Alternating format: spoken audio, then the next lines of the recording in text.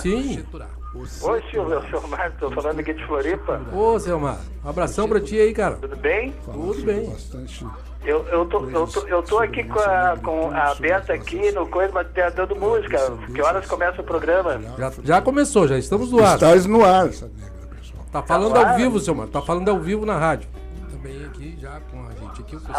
Então acho que eu botei errado aqui. Eu peguei, Tá certo. eu tô com a antena mix boa. Isso aí é no YouTube. Tá? Boa noite, Lubianca. Tá, Tá eu vou bom. tentar ver aqui de novo. Tá certo, agradeço aí a atenção aí. Tá legal, valeu. Bom programa aí, um abraço. Silvio. Obrigado. Então, voltando aqui, né, o estúdio, acontece isso ao vivo, né, a gente sabe que a gente ainda não é profissional, estamos gatinhando para poder fazer essas coisas todas. Mas eu queria saber de vocês, assim, já um pouco da história, né, do Oxeturá, né, como é que começou, todo esse movimento que vocês fazem aí, que é pra gente já, aí depois nós vamos perguntar, né, Desenvolver, né? Vai ser tudo com bastante vocês, nesse né? assunto de Explanar para vocês. os nossos ouvintes esse trabalho todo que vocês vêm fazendo desde a origem, né? Como muitos trabalhos, muitos chegam ao final, geralmente são desinências de outros princípios, né? Começa às vezes com uma reunião de amigos falando sobre um tema e o interesse vai crescendo e vem chegar a um ponto como pode chegar agora o Oxeturá. Não sei se ele já nasceu Oxeturá ou veio progredindo, veio se formando até chegar aqui, gente. Antes de contar a nossa história, nós queremos agradecer essa noite única, como já foi dito anteriormente, saudar aos nossos mais velhos, os nossos griots, deixar a bênção aos nossos mais novos, que vão dar continuidade aos nossos conhecimentos ancestrais, às nossas raízes africanas, e queremos dizer que estamos muito agradecidos por compartilhar este momento com vocês. Agradecer à Rádio Antena Mix, dizer que nós chegamos com o coração aberto, entusiasmados, cheios de alegria e com muita vontade de compartilhar conhecimento. Mas, antes de tudo isso, nós viemos aprender com vocês. Porque nos colocamos numa posição de eternos aprendizes. Porque dentro das nossas filosofias negras, ancestrais, a sabedoria se passa do mais velho para o mais novo. Então, estar aqui nessa noite com vocês, os pilares da comunicação, nos proporcionando este momento para nós, enquanto estamos ainda caminhando, fazendo a nossa travessia, o nosso percurso ancestral, este nosso encontro nos gratifica de uma maneira única. Então nós vamos saudar a ancestralidade, agradecendo o convite por estarmos aqui com todos vocês, por estarmos no espaço da rádio e firmarmos essa nossa parceria, que hoje se dá no estúdio, amanhã em outro momento, mas que a sabedoria, o compartilhamento, o ensinamento se faça sempre presente. Então queremos deixar já dito que a nossa gratidão é única e a certeza que esse nosso reencontro ancestral vai marcar muito a nossa vida. Enquanto profissionais, estudantes, ouvintes, enquanto seres humanos. Pois quando a ancestralidade reúne pessoas tão gratificantes, tão únicas e mágicas diante de nós, é porque nós temos um propósito. E esse propósito nós vamos iniciar hoje e vai se findar lá na prosperidade. Porque nós sabemos como sairemos, mas sabemos como estamos chegando. Felizes, alegres e com muita disposição para compartilhar essa noite com todos vocês. Que ótimo, vamos aproveitar isso aí. Eu até poderia bancar o canalha, que nem a gente diz, fazer uma piada, né? Mas eu vou aceitar o ser chamado de velho, porque foi gratificante para mim ser chamado de velho e idoso, no caso, me comparando a um griot, que eu não me considero ter todo esse conhecimento, mas eu agradeço. Nós agradecemos. Eu agradeço a menção. Muitas belas suas palavras. Obrigada. E nossa sabedoria africana, ser velho, ser griot, claro, é uma honra. É uma honra, claro. É uma Exatamente biblioteca por isso que eu humana. disse isso. Agradecer Não nós que ficamos felizes e este canalha serve para nós também. Somos todos. Então agora vamos falar um pouco, né, de como iniciamos o Oxeturá, o significado da palavra, enquanto nos reunimos. Pode falar, Juninho? As nossas raízes. Claro, com certeza. O Oxeturá, ele nasce, né, de um curso que nós fizemos, acho que um pouquinho, um ano atrás, um pouco mais, um curso que tinha como tema Introdução à Filosofia Africana, né? E aí nós fomos, esse curso, ele foi ministrado pelo núcleo AG1 Filosófico, que é um núcleo que está dentro da Universidade Federal do Rio de Janeiro, e teve como a pessoa que esteve à frente desse curso foi a doutora Catiúcia Ribeiro, que é uma filósofa. Catiúcia Ribeiro. É uma mulher negra de terreiro também, doutora em filosofia africana e gaúcha. Hoje ela está lá no Rio de Janeiro, mas ela é uma gaúcha aqui da terrinha também. E aí nós fizemos ali uma imersão de 3 dias, né, no curso do AG1. E quando nós saímos do curso, nós nos reunimos e pensamos a necessidade de compartilhar com mais pessoas, né, esse conhecimento, correr atrás, né, do que é a filosofia africana, do que nós estamos falando, qual é a diferença da filosofia ocidental para a africana e quanto isso poderia potencializar o nosso povo, né, o povo negro do Rio Grande do Sul, principalmente. E aí nasce o Oxeturá, dessa ideia de compartilhar, de levar adiante essa fala, né, essa palavra, e também no sentido de construir um letramento racial, que é o que a gente acha fundamental, que quanto mais irmãos, né, estiverem conosco fazendo essa travessia, que é o que a gente fala, né, nós estamos aqui como pensantes do Oxeturá, mas o Oxeturá somos todos nós. Desculpa, o Oxeturá é a comunidade. Júnior, o letramento, que seria letramento... Letramento racial. Racial, o que seria? Eu não sei. Letramento a gente pensa sempre no sentido de, principalmente na apropriação da nossa história, né? Conhecer realmente a nossa trajetória, de que forma chegamos até aqui. Contar a história que a história não conta. Eu pensei que seria uma questão de vocabulário, mas é bem mais que isso. Isso aí. Porque pensar a filosofia africana também é isso, né? Sim. É retornar na origem. Né? Retornar porque a nossa história não começa na escravidão. Claro. Tem toda uma história que antecede isso. E quando a gente fala de filosofia, na verdade o termo seriam filosofias, né? Quando a gente fala de África, a gente fala de um continente multicultural que tem ali várias filosofias. O Oxeturá, ele está pautado na filosofia quemética, filosofia do Antigo Egito. Essa é a nossa base de estudos. Então a gente retorna em África e volta ao Brasil fazendo esse movimento diaspórico, tentando entender o nosso percurso, tentando entender possibilidades de criar e recriar, né, principalmente sentidos de humanidade que não dão conta de nós. Quando a gente fala da negritude, dos nossos corpos em diáspora brasileira, a gente não consegue estar contemplado, e aí me corrijam e contribuam, num conceito de humanidade ocidental, que o que foi entendido como humanidade no Ocidente não foi preparado para o povo preto, né? Eu acho que o conceito de universal, né, Juninho, que as pessoas colocam hoje, né? Hoje nós somos universais. Eu acho que essa palavra universal, ela não dá conta de nós, né? Porque nós somos pluriversais, né? Nós somos múltiplos. Então, cada um é um ser único, mas também nós somos pluriversais, né? Então, pluriversal vem no sentido de vários saberes, né? Não de uma única forma de ser, de se colocar e de estar no mundo. É esse contato com a natureza, que faz parte de nós, esse contato com o outro que faz parte de nós. Hoje nós estamos aqui com vocês, estamos aprendendo e vamos levar um pouco de cada um, então, esse conceito de único, não dá conta do nosso povo. Isso é muito profundo que tu está dizendo, a filosofia, a formação dessa informação que vocês passam. Eu até fico, não é que faça pouco de nós, mas se nós estamos com cabeça para assimilar tudo isso. Como é que vocês veem isso?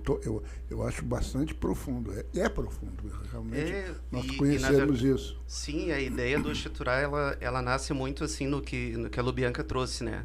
Não existe uma verdade absoluta, né? Quando a gente pensa em filosofia, a gente pensa possibilidades. Sim, né? sim. De recriar uma nova história, um novo conceito que realmente nos cabe. E aí, pensando filosofia africana e filosofia ocidental, existe uma quebra. Né? Existe uma quebra ali do sujeito. A filosofia ocidental ela vai dizer que valoriza o ter, a racionalidade. As filosofias africanas elas valorizam o ser, exatamente. A coexistência, né? A questão do somos. Né? Somos por nós, vivemos em comunidade, vivemos em equilíbrio com o universo. Então, essa é a principal diferença. O elemento humano e não a conquista material dele. Né? Não é a conquista material, exatamente. E a filosofia africana nos diz que nós somos seres constituídos de espírito, de espiritualidade. E aí é bem importante pautar que aqui a gente não está falando de religião. Né? Estamos falando de espiritualidade, que é totalmente diferente. Então é isso. Somos seres constituídos de espírito que vivemos em coexistência com o universo. Essa é uma das bases das filosofias africanas. Importante, muito, muito, muito mesmo. E contribuindo com isso, também trazemos a importância dentro das filosofias africanas, o respeito ao mais velho, aos griots, juntamente com a natureza. Nosso corpo, nosso templo, nosso território. O meu corpo sozinho de nada vale. O meu corpo junto à natureza, ele se torna pluriversal, mais de um. O meu corpo junto aos nossos, somos plurais. Então, dentro da filosofia africana, o ser se dá no plural, no coletivo, no nós. O único não se representa. Existe, não representa. Então, alguma das principais bases da filosofia africana é o respeito à natureza, a sabedoria dos mais velhos, meu corpo, meu templo, meu coração, meu mestre, meu Ori, meu orientador. Ori é a cabeça, né? Que nós somos parte do universo, nós não somos nada separado dentro disso, nós somos uma parte dessa natureza, simplesmente, né, gente? Somos uma parte dessa natureza. Infelizmente, a gente fica se jactando aí tanta grandeza, essas nossas individualidades, o meu umbigo é mais importante que o de todo mundo, mas o que vocês trazem é importante para a gente tomar consciência disso.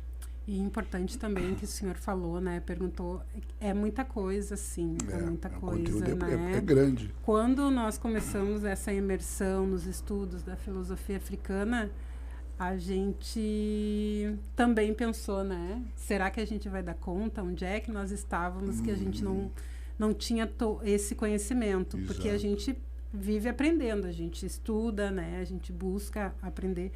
Buscamos autores negros, né? Buscamos ter esse esse entendimento.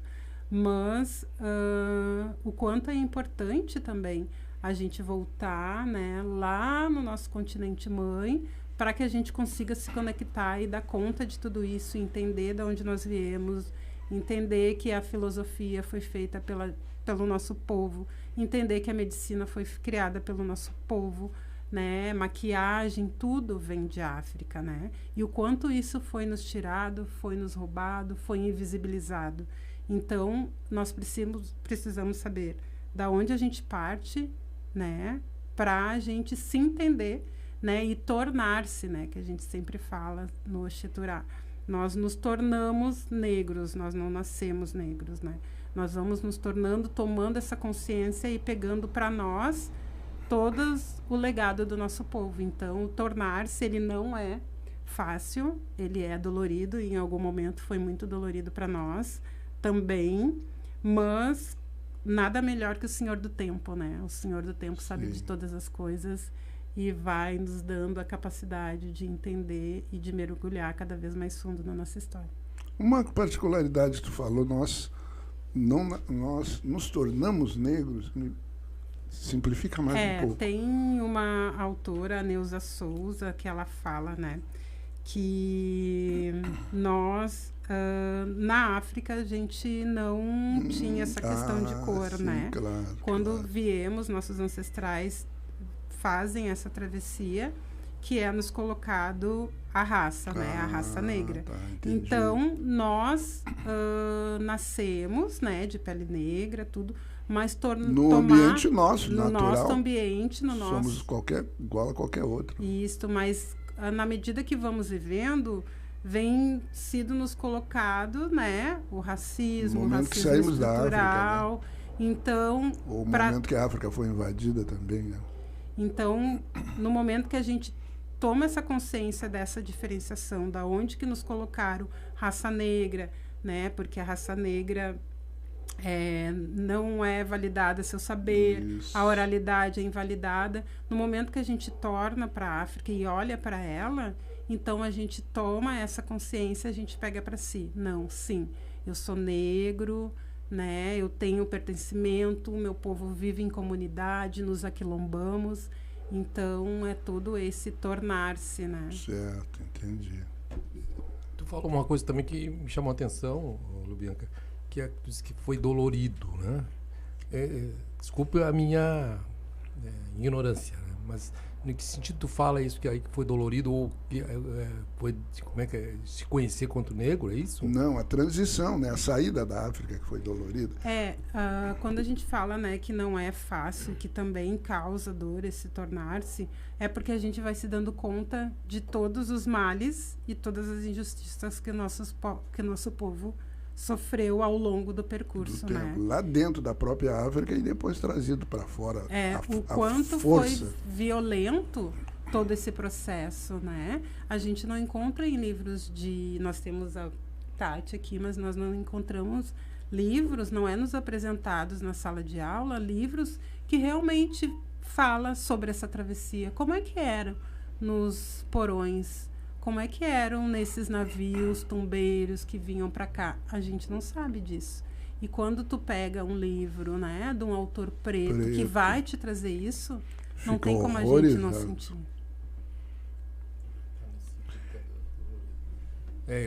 Eu fico, sabe, impressionado, assim, vendo a juventude se apropriando das histórias e buscando essas informações, que eu acho que a gente não...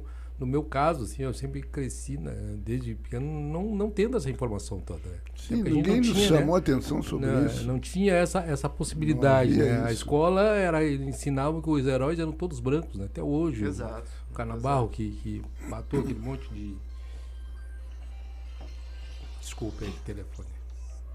Eu já sei. Então, essas coisas que a gente não... No meu caso, eu faço essa meia-culpa, porque a gente não aprendia, não tinha essas possibilidades que tem hoje, e vendo vocês, o pessoal, a juventude toda se informando, buscando as informações, trazendo, fazendo com que isso vá adiante, vá para outras pessoas, né? Até nós mesmos, na minha idade, eu quero aprender muito ainda. Eu quero aprender muito ainda. E vocês são uma possibilidade que a gente está buscando. Existe um provérbio africano que diz bem isso que o senhor falou, que enquanto o leão não aprender a ler e a escrever, a história sempre vai ser contada pelo narrador. Essa é a importância de conhecermos o nosso território, a nossa história. Tornar-se negro, ser pertencente ao seu ancestral. Eu sou professora de história, assim fui criança nos anos 80, 90, e só conhecia a palavra negro vinculado à escravidão. Exato. E tudo que era pejorativo. E aí, quando a gente começa a se perceber, a se estudar, a se conhecer, a gente diz, não aceito mais. Então, nós temos que ter o contato das nossas raízes, de todas as matrizes filosóficas africanas, e, a partir disso, honrar a ancestralidade. E uma das formas que a gente honra a ancestralidade é compartilhando conhecimento. A gente aprende um pouquinho com um, mais um pouquinho com o outro, e assim nos tornamos pertencentes à nossa africanidade. Ninguém sabe mais ou menos que o outro. As nossas histórias, as nossas vivências, como diz a filósofa, as nossas escrevivências fazem parte de nós. Se formos cada um contar uma parte da sua história com seu avô, com um tio, com uma tia, sai um livro. Então, isso é importante, escrever o que se sente, o que se vive, a partir da nossa visão.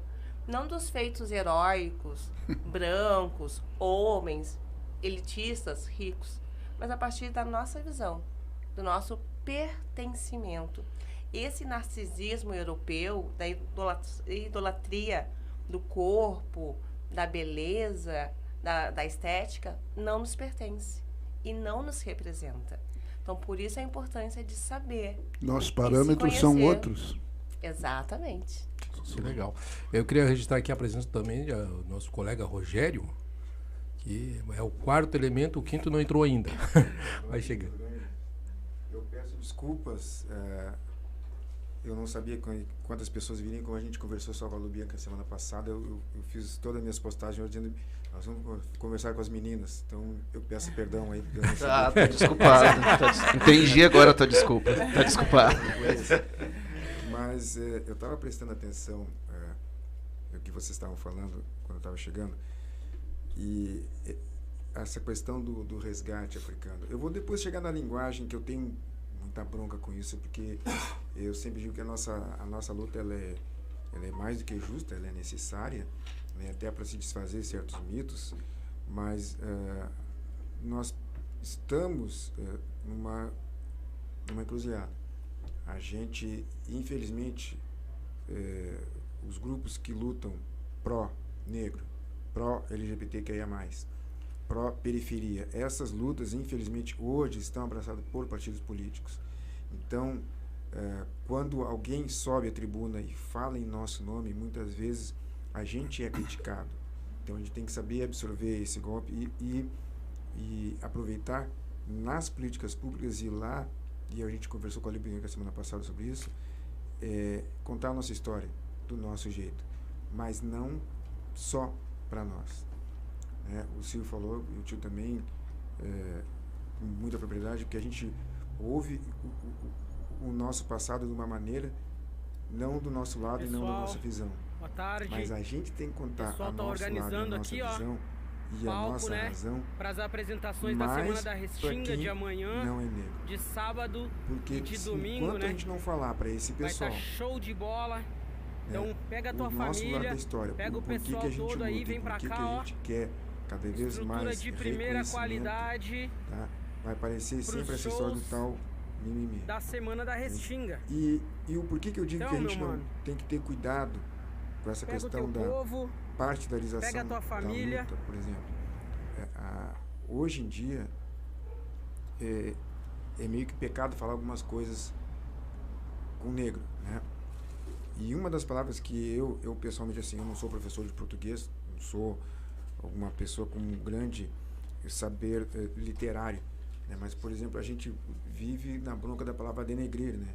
E a palavra denegrir, ela é do latim e é muito antes do continente africano ter sido descoberto, né? Então, ela não, eu penso assim que ela não pode ser usada como uma palavra assim, não se fala denegrir, porque está falando mal de negros. E a gente tem falado muito nas palavras que são agressivas para a pessoa de pele preta. Denegrir não é, mas as pessoas comumente falam isso. Então, a gente tem que saber falar assim, tem palavras que realmente vão nos ofender, mas tem palavras que estão colocando uma pecha como se fosse algo pejorativo para nós, e não é. Tudo bem? Tudo bem. Oi. Ganhei um pouco mais de destaque. Continua, Rogério. Tivemos um pequeno contratempo aqui, mas a gente já vai... Um acidente. A gente vai se organizar aqui direitinho.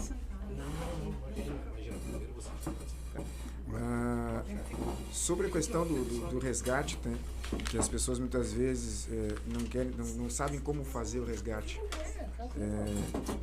Eu, uns anos atrás, hoje eu tenho 2 filhos, um filho com 23 e uma menina de 21, que hoje fazem faculdade. Eu tive um pouco de dificuldade de colocar eles nessa temática, porque eles não se sentem assim, prontos para falar ou para discutir, mas de alguma certa forma a escola materializou eles de alguma forma, mas eu sempre disse, eu deveria ter tomado mais conta disso, porque não adianta eu deixar uma outra pessoa falar isso e não da maneira como meu pai falaria, né?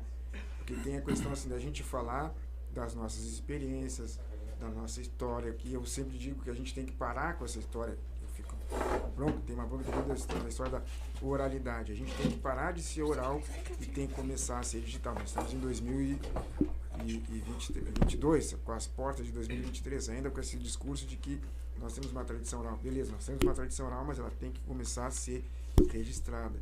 Porque, como o Silvio disse, são pessoas mais jovens que hoje estão começando a tocar o movimento negro.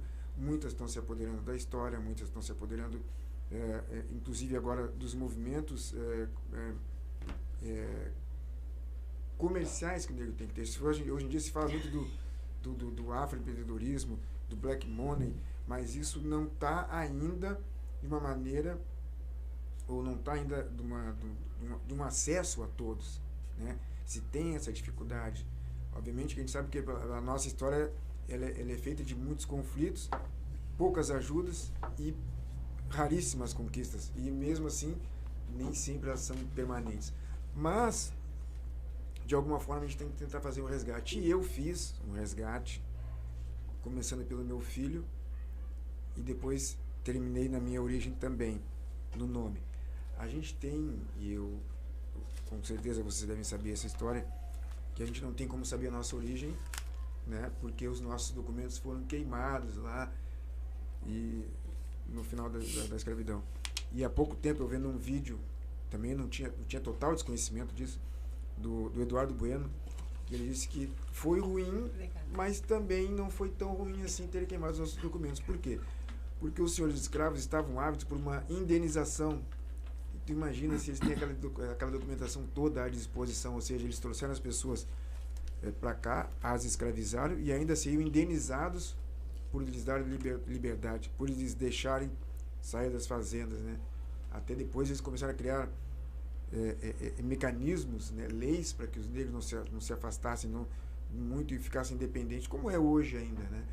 Mas o que foi o resgate? Como é que eu acabei entrando nessa questão?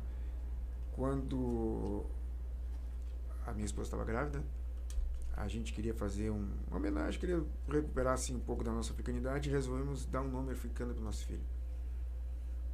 E aí, onde achar? E agora? O que a gente vai fazer? Cara, nós estávamos pensando em agora. E um nome que faça sentido, né? Não é qualquer nome também. Exatamente. Por quê? Porque a gente começa a ouvir os nossos nomes e muitas vezes a gente não se liga que esse nome tem uma raiz. Eu, quando eu descobri o meu, que vocês vão ver daqui a pouco, eu fiquei louco. Mas aí o que acontece? A minha esposa fazia trança com uma menina e ela era do movimento negro, não sei onde ela participava. Ela era funcionária do Banrisul.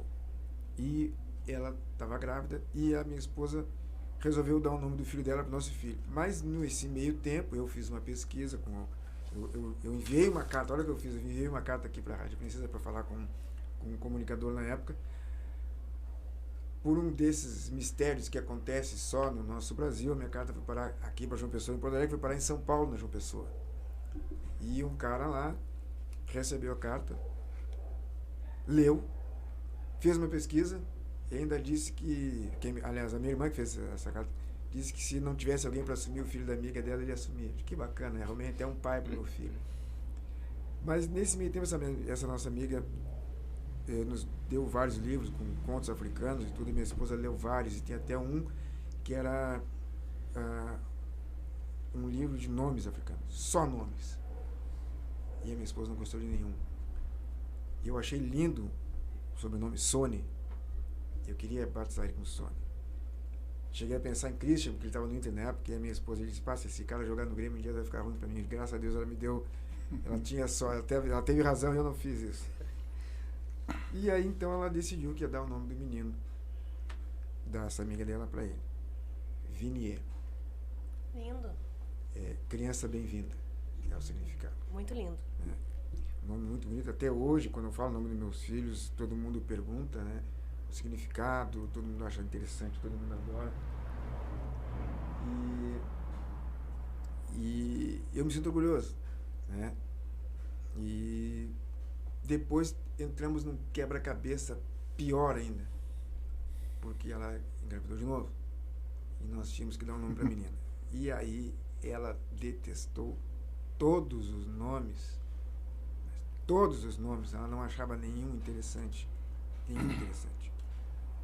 tinha nomes com significados muito poderosos, muito bacana. Mas uma amiga da minha mãe viu um filme chamado A Cor Púrpura. Clássico. Pois é, né? E nenhuma das protagonistas chamou o nome pelo nome do filme, mas a artista era Thandie Newton. E aí nós colocamos o nome da nossa filha de Thandie. Lindo nome também. Aí eu fui atrás para saber a origem, até hoje não consegui a origem. Mas o susto maior foi quando eu fui procurar o significado do meu nome. Né?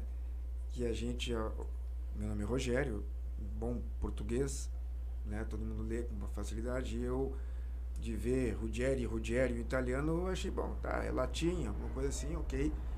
Mas, quando eu fui à biblioteca pública e pesquisei lá no livro de nomes e prenomes, que agora sumiu da biblioteca pública, não sei porque, eu fui 20 anos depois, dá uma olhada, não está mais lá, o nome correto é Rodger, e é o portador da lança.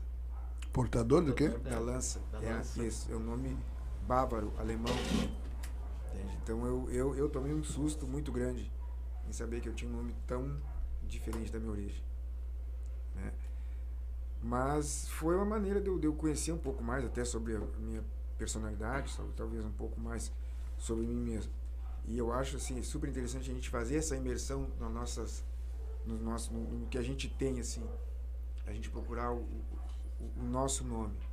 A partir desse momento, quando eu fiquei sabendo dessa minha origem, do nome, né, eu achei interessante. Todo mundo deveria fazer esse tipo de pesquisa, saber o que significa o seu nome, porque quando a gente fala o nosso nome, ele tem uma origem, e esse nome nos representa. Pode não ser a primeira impressão que seja aquilo, mas às vezes a gente nem sempre, né, não sei se é o meu caso, porque não, né, é difícil a gente fazer uma autoanálise, mas a gente pode, através do nosso nome, buscar às vezes características que são empíricas, que muitas vezes as outras pessoas percebem na gente, né? E eu acho isso muito interessante, muito bacana. Vamos voltar. Mas antes eu queria falar ali, nós temos a participação da William, da Vila Nova. Ótimo papo, muito bom esse tema para todos nós. Parabéns pela iniciativa. Valeu, muito obrigado. Obrigada, William. E eu voltar ao Júnior, que estava nos falando, quando eu havia perguntado como surgiu o Seturá, é através do curso que vocês fizeram de introdução à filosofia africana, né? Isso aí. E aí veio progredindo. Como é que continuou isso aí? Chegar até isso aí. Esse curso, ele é um curso de 3 dias, né? E aí é aquilo que o senhor falou antes, né? De se tornar-se negro, que a Lubianca falou que esse é um processo dolorido. O curso é ótimo, a gente sai cheio de ideias, mas também a gente começa a repensar a nossa trajetória. E quando a gente começa a fazer a apropriação da nossa história, alguns movimentos se tornam ainda mais complicados, né? A gente até brinca aqui no Oxeturá que às vezes é bom tu estar alienado, nem saber. Eu ia dizer, porque é mais fácil. A história é complicada. É complicada. E aí vem essa necessidade, não, isso aí tem que repercutir. Se esse conhecimento chegou até nós, agora tem que chegar a mais pessoas. Multiplicar. Vamos multiplicar isso aí. E aí vamos formar o coletivo, tá? E qual é o nome desse coletivo?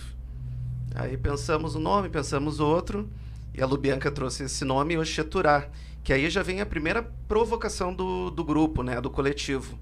Oxeturá é um dos nomes dado a Exu. Isso, nos falou agora, quinta passada aqui, eu também não tinha a mínima ideia. Isso aí. Então a gente já faz essa provocação contra o racismo religioso, né? Casualmente aqui nós somos todos homens e mulheres de terreiros, mas não necessariamente. Se não fôssemos, estava tudo certo também, né? Claro. Espiritualidade a gente não discute. Mas pensando, né, nesse lugar de demonização que foi colocado essa entidade Exu, então a gente pensa também em trazer o Oxeturá já para desconstruir isso. Já vamos dar uma quebra aí nesse racismo religioso, né? Porque Exu para nós é isso que nós estamos fazendo agora. Comunicação, né? Abrir caminhos. É a fala, abrir caminhos, é movimento, é poder para realizar, para executar, para exercer.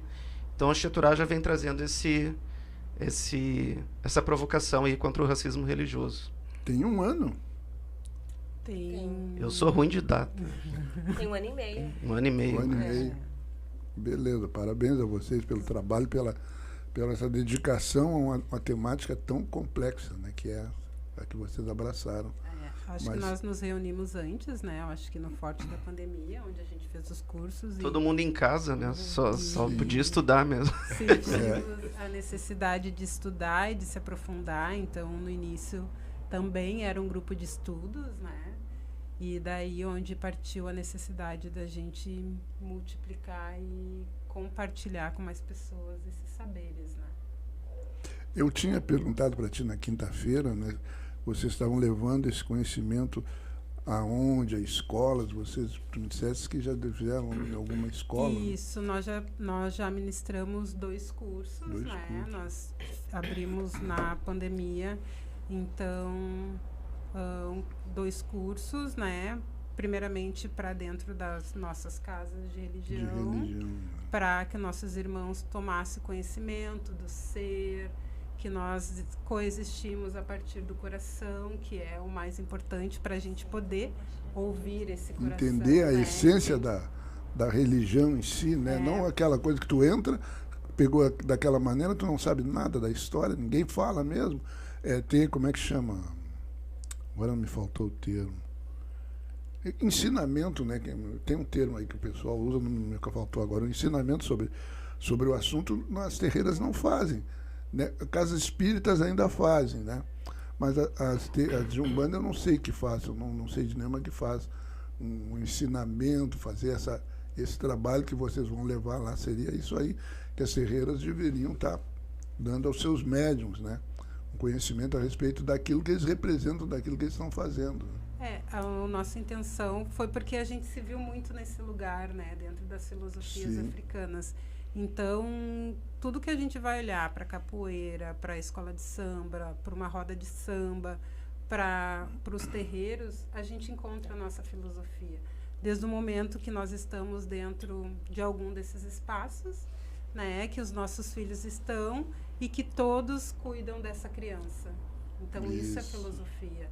Né? Então, a gente começou a nos ver, nos enxergar dentro desses espaços, e o quanto a filosofia falava do nosso povo, né? O quanto isso vinha nos nossos corpos territórios, como a Tati falou, né? Nosso corpo é um templo. Então, a única coisa que os nossos antepassados, nossos ancestrais chegaram aqui em diáspora foi com seus corpos. E o que trouxeram, quanta riqueza trouxeram nesses corpos, que a gente consegue perpetuar e levar até os dias de hoje. Conservado pela oralidade, porque não tinha nada escrito, né? Exatamente. Essa é a importância da memória afetiva e da oralidade. Porque, por exemplo, estarmos em roda é uma filosofia africana. Não há diferença de início e fim, onde nós estamos agora. Exato, somos todos iguais. Nós estamos nos olhando diretamente. Somos todos iguais. Exato. Ninguém aqui é mais ou menos. A mesa redonda. Mesa redonda. Então, estar em círculo, a roda do terreiro, a roda de samba, a roda de capoeira, sentar numa rodinha de amigos, é filosofia africana. Produzir filosofia. Produzir filosofia, contextualizá-la. Estamos produzindo nesse momento aqui, filosofando. Né? Quanta informação que a gente busca e que a gente está encontrando hoje. Eu queria aproveitar aí, a Luciana Carvalho está dando boa noite. Boa noite, Luciana. O Selmar Forte, aquele que ligou ali um pouquinho antes, né? Está dizendo, ótimo programa, assistindo aqui de Florianópolis. Oba! Olha aí, curtindo uma praia boa, amigo. Claudine Cito, um grande abraço, um grande beijo a esse coletivo tão importante e necessário. Muito obrigada. Quem é o nome dele? Claudine Cito. Cito? Acho que nos segue. Cito. É parente da Laura, não? Cito. Prima da Laura. Prima da Laura. Eu perguntaria esse rapaz se ele continua não ouvindo. Eu acho que é uma menina. Uma menina. Não, o Selmar é Selmar Fortes. Não. Quem é o Cito? Cito é a Claudine. Claudine, se tu puder me informa se tu tem parentesco com a Terezinha Cito. Tá, menina? Eu gostaria de saber. Tá bom. Eu queria fazer não sei se... Grande amiga. Não sei se isso se cabe, Tati, mas assim, ó, tu é professora de história, né? Tem que ir para a escola falar da história, né? Mas sabendo que quantas coisas a gente precisa mudar, né? Exatamente. Quanta coisa a gente precisa estar refazendo nessa história, que às vezes é difícil, assim, como tu falou, naquela hora que dói, às vezes a gente conhecer essas histórias, né? E tu tem que refazer isso com pessoas que ainda vão conhecer essa história. Por exemplo, nós temos que seguir o cronograma, o conteúdo programático. Isso aí que eu quero entrar. Eu vou te perguntar, desculpe te interromper. A lei é 10.630? 10.639/03. 10.639? 10.639/03. Isto. De 2003. E você não pode aplicar isso aí, né? Não, a gente aplica. Aplica? Aplicamos, então... mas não somos 100%. Nem todas as escolas aplicam. É uma lei que deve ser utilizada no ensino privado, no ensino público esfera ensino fundamental, médio e universitário. Mas ela não funciona na prática. Agora, no mês de novembro, que é o Novembro Negro... Sim, aí tudo. Aí surge convite, surge assunto. Dia 21 de novembro... Morreu. Então, ela tem que ser trabalhada anualmente, mensalmente, diariamente. Por exemplo, fazer uma roda com os alunos e distribuir uma pipoca é filosofia africana, é a africanidade. Falar que o Egito produziu filosofia que influencia hoje na cultura brasileira é africanidade, é trabalhar a negritude. Antes de eu falar da Revolução Francesa, porque liberdade, igualdade, fraternidade, ok, para uma sociedade moderna, europeia, que não nos representa. Exato. Não identifica os corpos pretos. A cultura brasileira, a educação no Brasil não foi feita para o povo preto. Foi para o povo elitizado, que por consequência é do povo rico e branco europeu. Então, antes de eu falar de Revolução Francesa, eu tenho que falar da Revolução Farroupilha, que não foi revolução. Eu tenho que falar dos lanceiros negros. Claro. Antes de eu falar do David Canabarro, eu tenho que falar dos heróis negros, que só tinham a lança e a força de vontade. Não tinha uma pólvora, uma bucha de canhão. Nada. E foram encurralados. Hoje, fala dos lanceiros negros, é um grupo que trabalha de dança, é um grupo cultural. Isso aí. E é só isso. Fazendo. Está dentro da formação histórica irlandense. Só maquiagemzinha, poxa. Exatamente. Eu tive uma discussão forte com o meu sobrinho. Acho que foi quinta passada, né?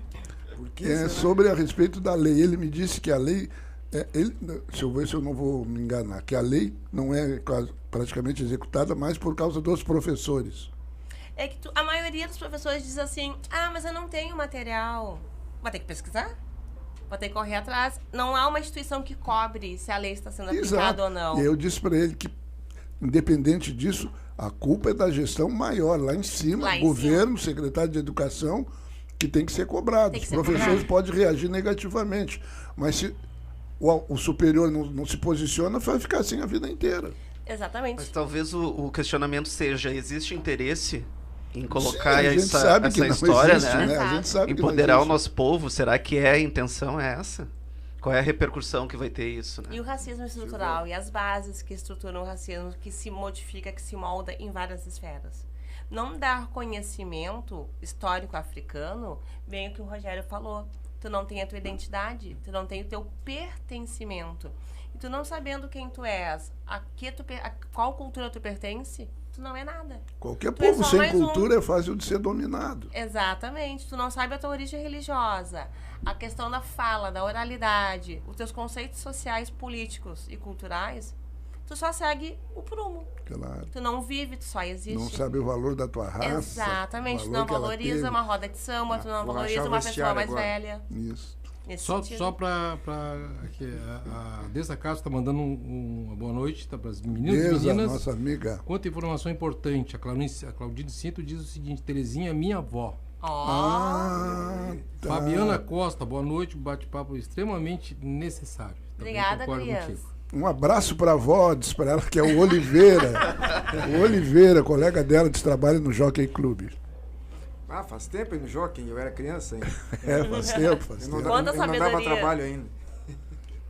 Tempo bom. Mas, viu como eu falei, é a questão que eu disse para ela, que eu falei para vocês, a questão são os professores, sim. Porém, Sim, os professores reagem dessa maneira, mas continuam reagindo assim, porque ninguém chega neles para cobrar. Ou ninguém dá o material que precisa, ou coisa parecida. Calma, olha só. Não vamos repetir. Os professores não têm tanto interesse assim. Alguns têm. E os que têm fazem como vocês. Eles vão atrás, eles trazem a temática, propõem muitas vezes para os professores, para a direção. E aí, às vezes a direção não se importa, não tem interesse. Porque, por esse motivo que tu falou, se a gente conhecer a origem deles, o que eu vou fazer aqui dentro? Para que eu vou estar aqui dentro? Entende? Por que eu vou dizer e eles vão me ouvir? Tá? E para a gestão, tanto faz como tanto fez. A gestão não está nem... Esse é o perigo que eu falo da nossa luta, ela ser partidarizada, porque a gestão não está nem aí para isso. A gestão... E outra coisa, para tu ver que nem todos os lugares são parecidos. Né? Eu me lembro que na época, quando a coisa começou a ficar muito à esquerda no governo federal, veio essa lei, graças a Deus, e também houve tinha uma questão que a mídia tinha que ser 50% preta, alguma coisa assim.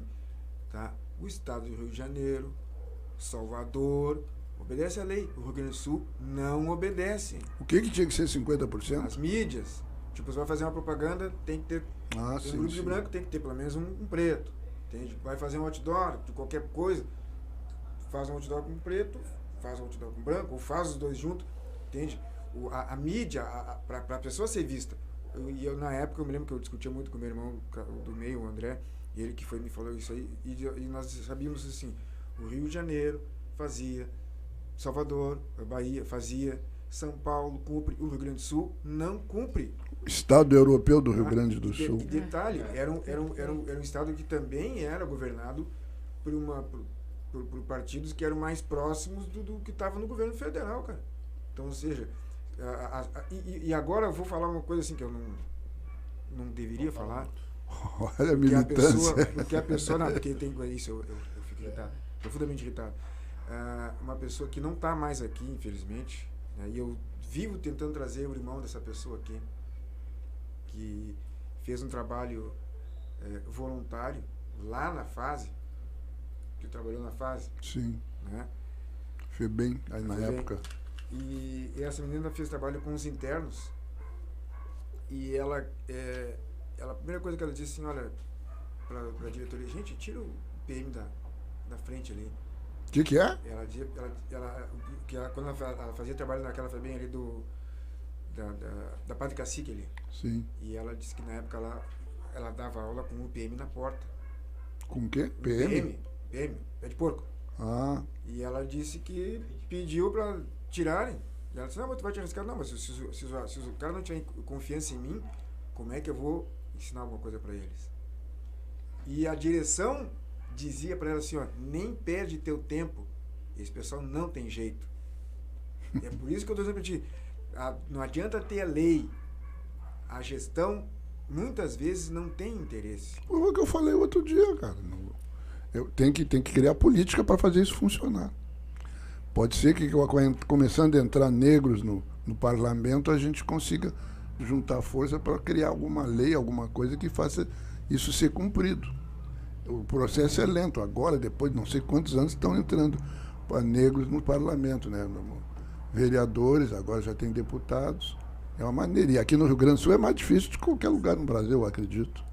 Só não podemos eleger uns capitão do mato, como tem hoje em dia uns aí. Não. Vamos voltar pro...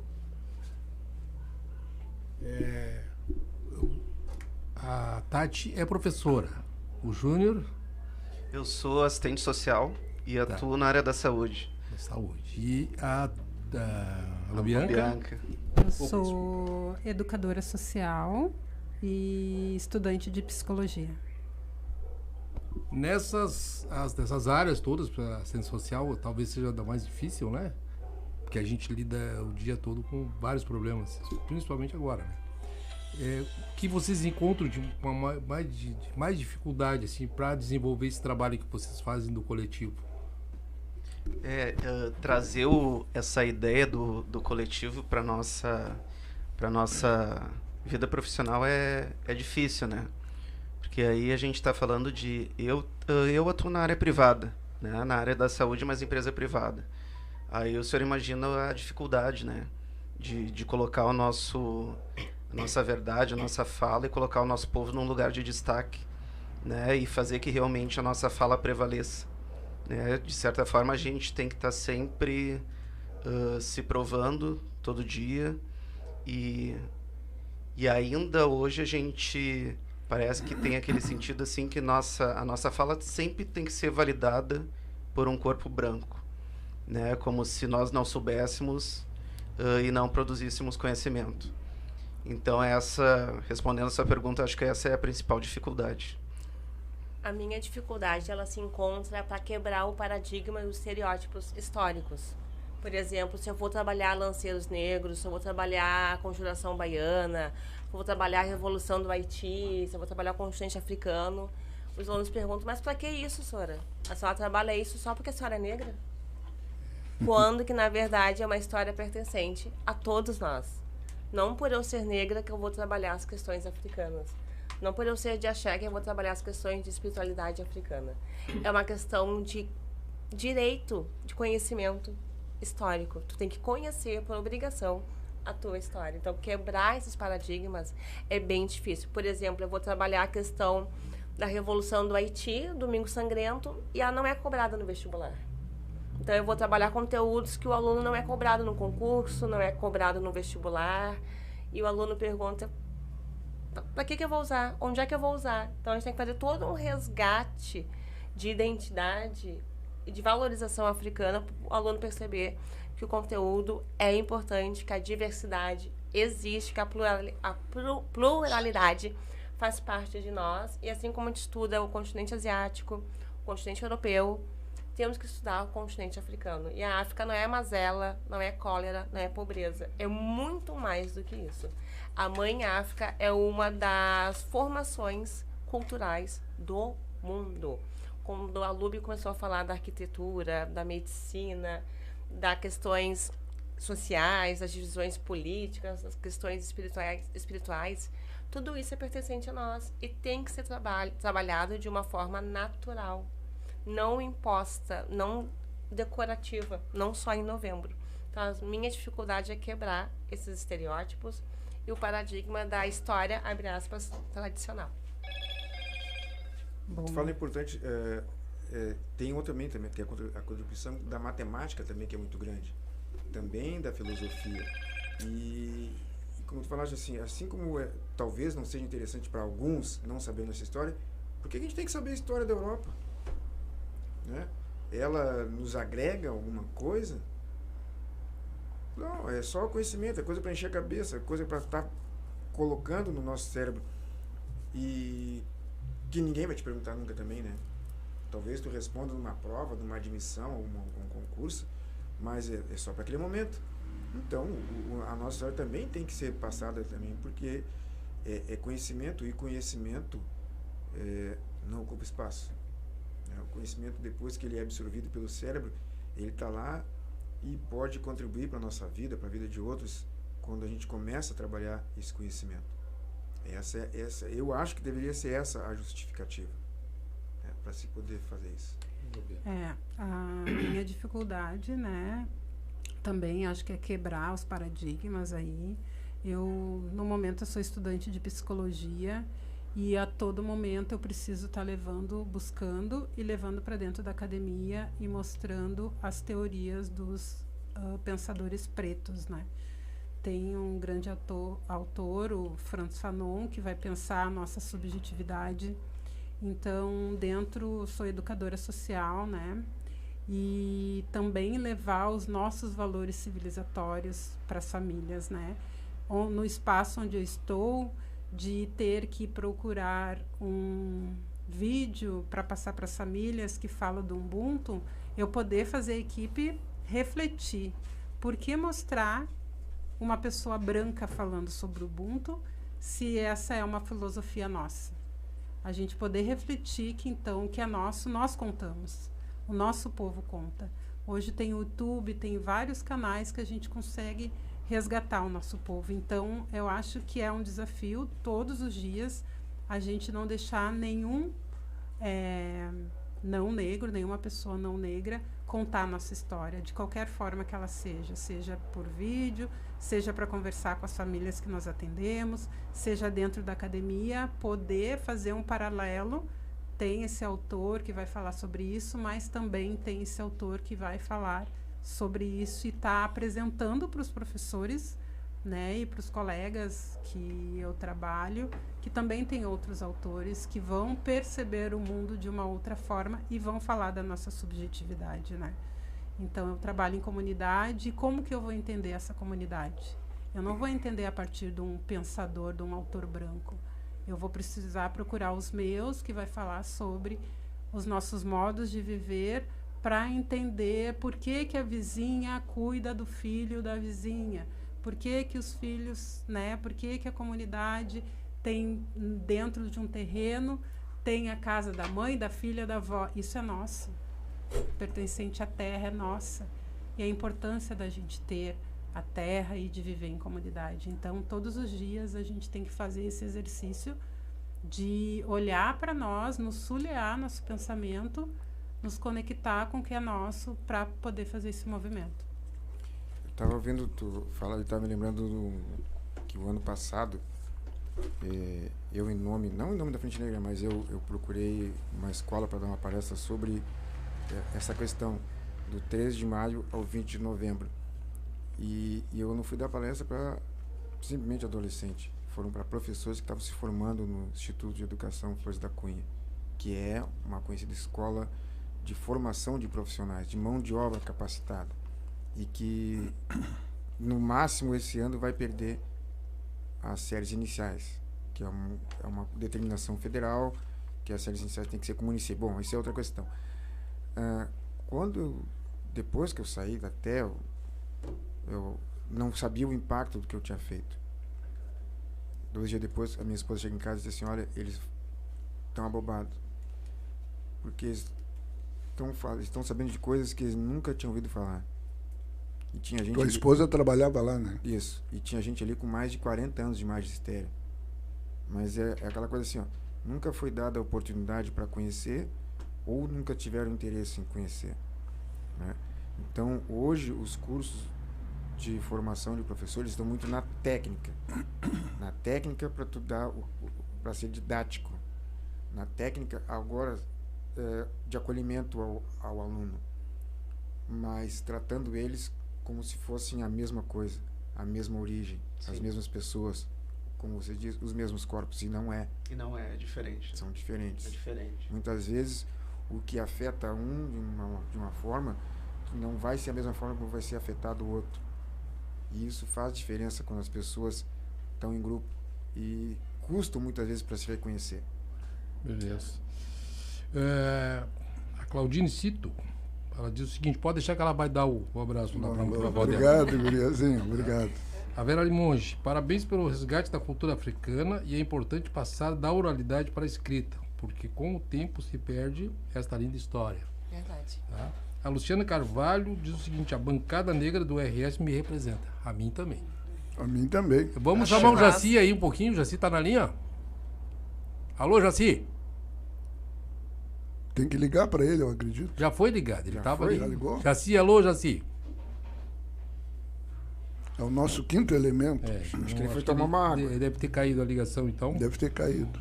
Então, vamos continuar aqui. Vocês podem ficar à vontade, porque esse bate-papo é realmente para a gente aprender. Na verdade, eu quero aprender bastante. A gente quer explorar vocês. A gente quer que vocês falem tudo. Até porque a gente está gravando, então tudo vai ficar para nós. Não se preocupem assim na ordem dos assuntos. Aqui não tem para falar. Uma coisa que me incomoda, e eu queria ver qual é a opinião de vocês. O pessoal, quando fala em cotas, tem muita gente, negros, diz: eu não quero cotas, eu não preciso de cotas, tal, essas coisas. Que bom, assim. né? Que ele não precisa. Não, eu preciso. Então, é um reconhecimento, é o resgate daquilo que a gente, né, deixou de fazer. E até porque na Revolução Farroupilha tinha cotas também, né? Era 10 negros por um branco para não ir para a guerra. Então, por que não? Né? Então, eu queria saber da opinião de vocês em relação a isso.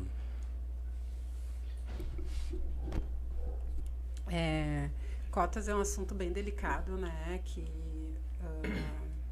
Que ainda perpassa hoje pela sociedade, mas se a gente pensasse, se tivesse, primeiro, né?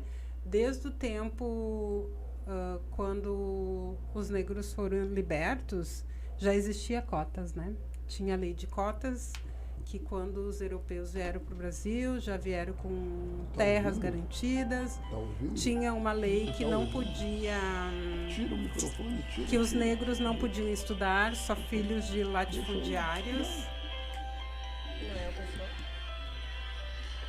Então, somente filhos de fazendeiros que podiam estudar. Então, isso era cotas. Então, se a gente for pensar que se tivesse uma educação de qualidade para todos, realmente não precisaria de cotas. Mas a cota é extremamente necessária para garantir que os nossos estejam nesses espaços de poder. Porque no momento que a gente fala do emprego, no momento que a gente fala de uma universidade, no momento que a gente fala de vários outros espaços hegemônicos, então a gente está falando de poder. Então essa é uma forma de garantir que os nossos acessem esses espaços. Infelizmente, nós não temos uma educação de qualidade para todos, né? Então, enquanto nós não tivermos essa educação de qualidade, a gente sabe onde estão os nossos. Os nossos estão nas periferias, em escolas públicas, né? Que muitas vezes não tem professores, muitas vezes não tem períodos. Então, como que a gente vai conseguir concorrer tanto índios, negros, né, povos originários, quanto pessoas que moram na periferia, a gente vai poder concorrer com alguém que teve estudo de qualidade por toda a vida. Então, se a gente está falando de poder, a gente quer estar nesse espaço de poder. Além de que eu falasse que não tem a mesma qualidade na educação, não tem as mesmas oportunidades. Se houvesse, que é o principal, as mesmas oportunidades, se o ponto de partida, a largada para a corrida da vida, todos saíssem do mesmo ponto inicial. Isso aí uma vez eu vi um exemplo que deram, colocando cada um no ponto que se encontrava, né? Quem nasceu em berço esplêndido está lá na frente. O negro, o pobre, o simples está aqui, na largada simples. Como é que ele vai chegar junto? Nunca. Ele não vai chegar junto nunca, porque o outro já larga lá na frente. Como é que o cara que larga aqui do zero, não tem conhecimento nenhum, não tem dinheiro para pagar curso, não tem dinheiro para fazer um pré-vestibular, para ir para a faculdade, e aí querem considerar iguais essas pessoas? De que maneira? Não pode. Nós temos professores maravilhosos, né? Na educação estadual, educação pública. Mas ainda falta, né? A gente sabe que é diferente um estudo, né, numa escola particular, para uma escola estadual. Os professores, às vezes, não têm material, né, para poder se trabalhar, se tem material humano. E, muitas vezes, na esfera superior, né, como a gente estava falando aqui, não tem esse interesse de poder proporcionar isso para os nossos. Vocês que são novos, veem hoje Júlio de Castilhos, Protásio, falar do Escola Ernesto Dornelles, Escola Parobé, tinham qualidade de ensino igual ao ensino particular. Eram escolas públicas. Hoje foram desmontadas. Não tem mais essa qualidade. Quer dizer que os governos, as associações da nossa cultura, me lembro muito bem quando eu estudava um grande acordo que houve com o nosso Ministério da Educação com a USAID, era uma sigla americana, USAID. Ali apareceu a matemática moderna e também houve um achatamento da nossa qualidade de ensino. O primeiro acordo que houve entre Brasil e Estados Unidos a respeito de educação. Depois houveram outros. E aí ficou no estado que está. Sim. Eu acho que isso que vocês trazem... Ao dono interessa que o empregado continue burro, né? Sim. E contribuindo, assim, eu acho que isso está muito aliado também à questão do aluno, né? Como é que esse aluno chega na sala de aula? Acho que a Tati até pode nos trazer mais disso. quais são as condições psicoemocional que esse aluno chega. Né? Essa criança, ela teve uma boa alimentação, ela teve uma noite de sono de qualidade, de que forma ele vai conseguir captar o que o professor está trazendo, né? Enquanto matéria, enquanto estudo mesmo nesse sentido. A ideia do opressor é manter o oprimido. Claro. Porque enquanto o ser humano não pensar, ele só vai obedecer. Claro. Ele vai trocar qualquer situação confortável por um pedaço de pão, que é só para matar a fome. Um pedaço de pão e um copo d'água, pro opressor, tá ótimo. Porque o sonho do opressor é manter sempre aquele o oprimido. estado de coisas. Então, quando a educação não for valorizada, todos os profissionais envolvidos não forem reconhecidos e terem um salário digno da principal função que eles fazem, que é educar e orientar e cultivar os sonhos dos alunos, sempre vai ser assim, essa mazela. Porque enquanto educadores, enquanto alunos, não é só cumprir o básico, não é só decorar, tem que sentir o conhecimento, tem que viver a introjetar. Exato. Tem que entrar na tua cabeça, não só decorar para a hora. Exato. Desculpe uma interrupção, eu fiz um curso no Instituto Federal aqui em 2013 sobre... Eu me tornei guia turístico. E eu fui estudar com uma meninada que eu tinha 40 anos mais que eles. E eles ficavam abismados com o meu conhecimento. E eu tinha conhecimento da época que eu aprendi, quando eu era rapaz. E eu passei por média, e essa rapaziada, eu não sei, você talvez não entenda melhor porque é professora, eles não lembram o que eles aprenderam o ano passado. E eu me lembrava de coisas que eu aprendi há 40 anos atrás. É o sistema, a forma de ensinar. Outra coisa também, o aluno hoje em dia, o pai manda para a escola para poder se alimentar. Não está pensando no ensino, está pensando em prover o alimento para o filho dele, que ele não tem condição de dar. Verdade. Eu só queria aproveitar e ver se o Jaci está na linha agora. Alô, Jaci? Alô, Jaci, o quinto elemento. Entra aí, rapaz. Tá difícil. Não. Tá, continuando aqui então. Continua, menino. Então, a educação, ela é transformadora. E, infelizmente, né, no Brasil, a educação está muito compactada. Ela não transforma, ela deforma. Está deformada. Tá deformada. Não forma, né? Formata. Ela formata, exatamente. Queria lembrar dessa frase. Perfeito.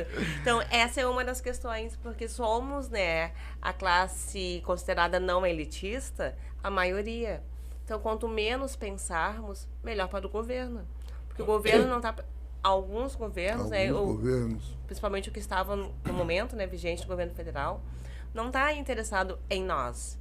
Está interessado em nos eliminar. Sim. E esse projeto de eliminação dos corpos pretos, dos corpos pobres, vem desde a abolição.